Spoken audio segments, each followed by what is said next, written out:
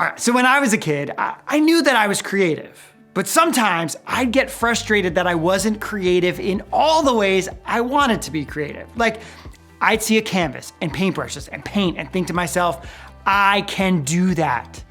But then I'd start, and anything that I painted looked more like Picasso on a bad day than Van Gogh's Starry Night. Yeah, I'm not very good at painting. And if you look at your kids, I bet at least a few of them feel the same way. They hate being on stage, they have no rhythm, can't play an instrument, or like me, can't paint or draw very well. For whatever reason, they've been taught to think about creativity in terms of arts and crafts, music and dance, but there's something about creativity that we all need to remember. We're not creative because of our talents. We're creative because that's how God made us.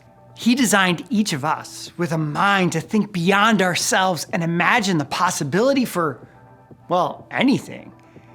And it's our imagination that actually suggests that God really does exist. Our imagination suggests there is definitely a creator who has designed each of us with a unique ability.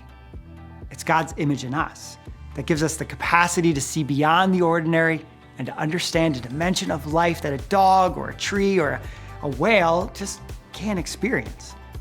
We're different from every other species because we are made in God's image, and our imagination is a reflection of His image. That's why we want to spend the next few weeks talking about creativity. This month, we'll talk about creativity like this: imagining what you could do because you are made in God's image. We hope to spark creativity this month by reminding every child how God's indescribable creativity can show up in each one of them. In week 1, we'll go back to the very beginning. We'll see how God is the author of creation. From the tiniest molecule to the largest planet out in space, God put it all into motion. And it's all pretty incredible. Bottom line, there's no limit to God's creativity. In week 2, we'll take a look at something Paul wrote in Ephesians 2:10. He talks about how we are God's creation. He created us to belong to Jesus. He created us to do good in the world. We hope kids start to realize just how God created them to do something awesome. Bottom line, God created you so you can be creative. Then in week 3, we'll spend time looking more closely at the story of Esther. Esther had no idea how God would use her when she was chosen to become queen of Persia. God put her in that role to rescue His people from Haman's plot. And like Esther, God has something big in mind for each one of us as well. Bottom line, God created you for a purpose. Then in week 4, we'll see what happens when 4 friends put their heads together. When Jesus was coming to town, 4 friends decided to stop what they were doing and bring their sick friend to Jesus to be healed.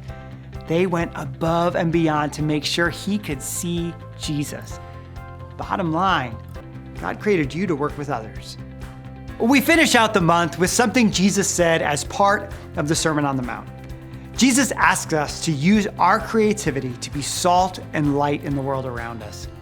Jesus wants to use us to point others to Him. Bottom line, God created you to share His story.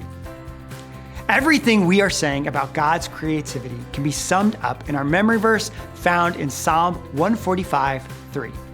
Lord, you are great. You are really worthy of praise. No one can completely understand how great you are. In this psalm, David reminds us that God is so big, so amazing, that no one can possibly grasp how incredible He is. Thankfully, God sent Jesus to show us just how amazing He is, and that demands we worship Him with everything we have. Every parent, every leader wants the children they influence to live their lives to the fullest. When we really believe we are made in the image of God, we believe in a new set of possibilities. Our imagination is unleashed, and God can use how He wonderfully made us to point people to Him.